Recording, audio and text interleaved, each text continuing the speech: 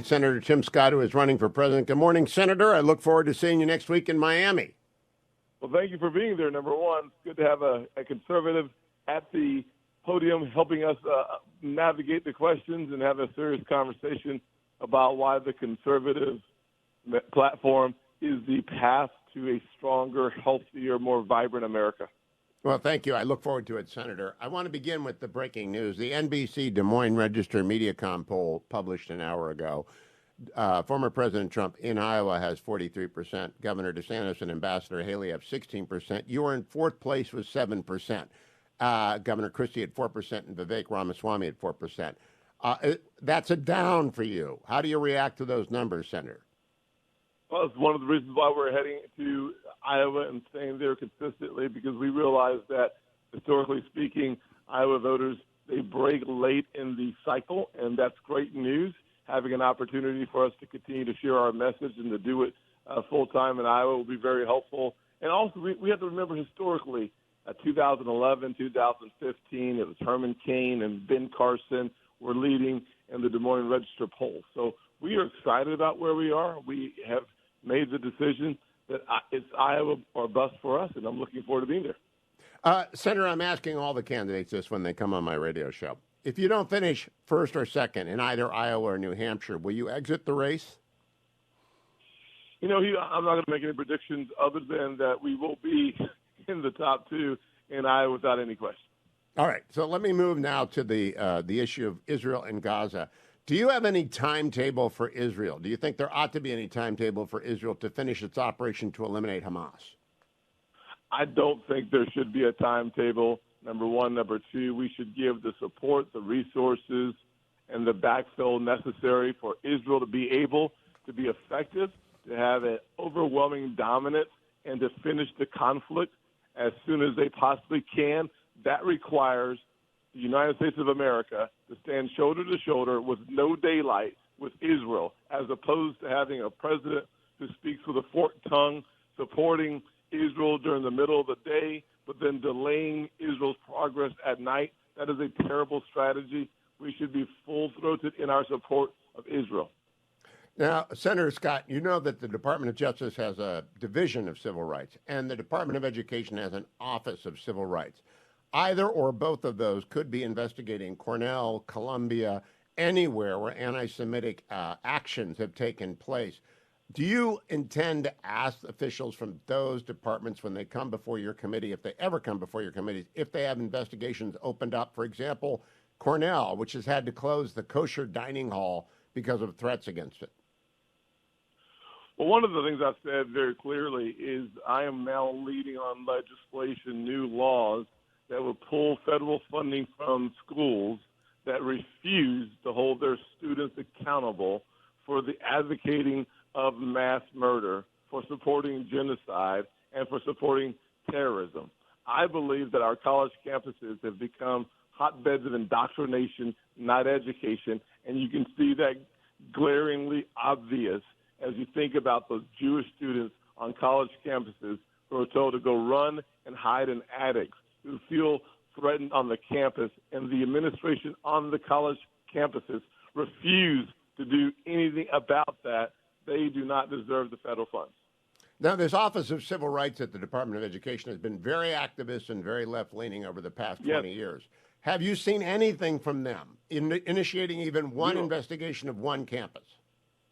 Hugh, not a single thing. It's one of the reasons why you have to fire Joe Biden, fire the entire political appointees in the Department of Justice and the Department of Education, and refocus on having Lady Justice wear a blindfold. We cannot have our Jewish students, our Jewish Americans, afraid to walk on the streets of New York or afraid to go to class on a college campus. The way you reverse that is having America and our Department of Justice, Department of Education, and every good American standing in the gap for our Jewish citizens and students.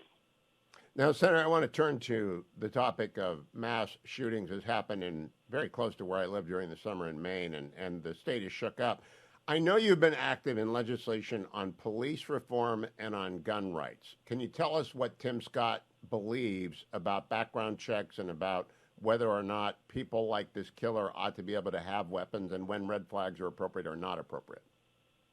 Well, one of the things we've seen in Maine and, frankly, in most of the states where we've seen the mass shootings, that the background checks, had it been in place like they were supposed to be, many of the shooters would not have been eligible to have a gun. I think back to Charleston, South Carolina, my hometown, where the shooter, the racist who walked into a church and killed 9 African Americans simply because of the color of their skin during a Bible study. That person was ineligible for the weapon.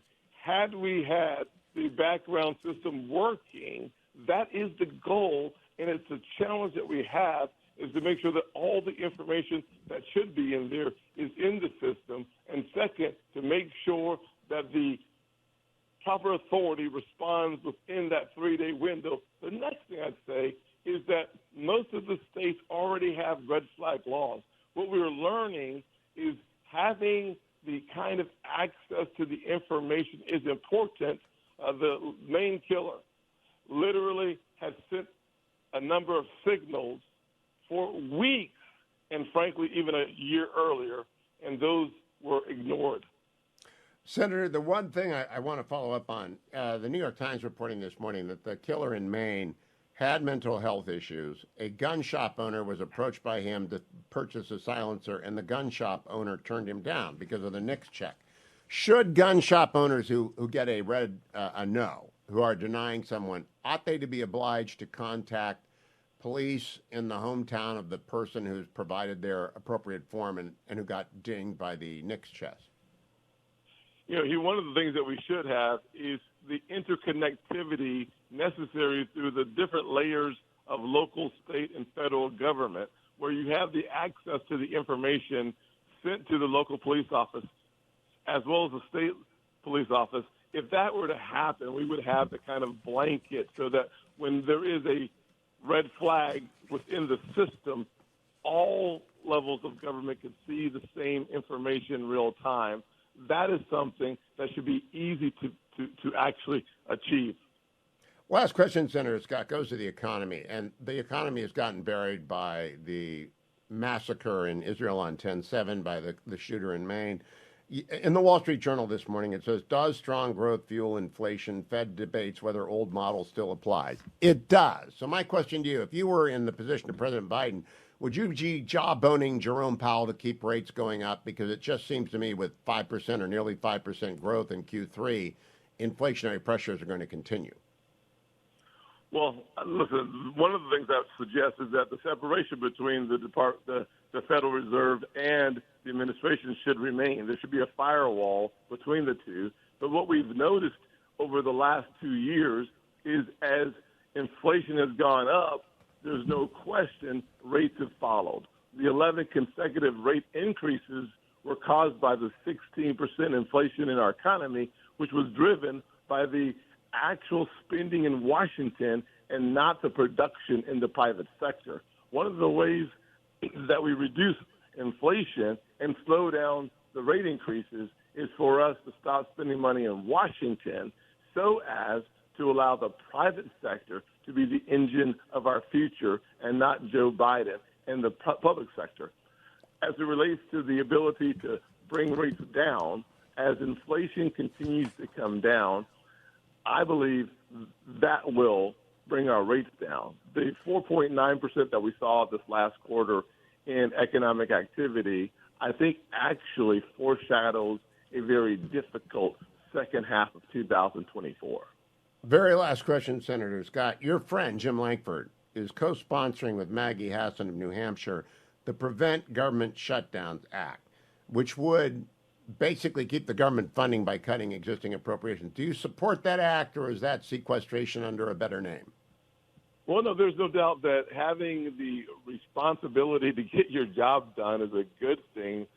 James Lankford's approach to it is a solid one. Looking at all the details, I don't know all the details, but freezing spending and or having a small decrease is actually a good thing.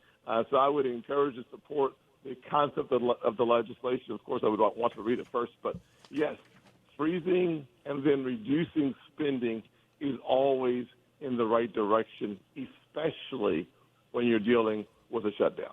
Would you exempt Defense Department spending from that, Senator? I think what you would have to do is take a look at the overall spending, the $4.8 trillion of revenue coming in, $7 trillion going out. So the question is, where are the essentials?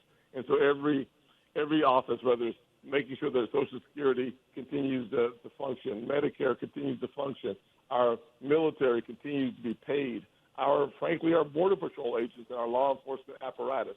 So there is always, that's one of the reasons why the devil is in the details, making sure that the umbrella of our law enforcement emergency responders that are embedded in the federal government are exempt from that would be necessary. But seeing the construct of the legislation that provides a glide path of reducing spending, that is a good thing. Making sure that it's not across the board where it hurts our law enforcement officers and the federal agencies to provide first response, that would be a bad thing. Senator Scott, always a pleasure. I will see you a week from Wednesday in Miami. Thank you for joining me today, and keep coming back. I appreciate it very much. God bless.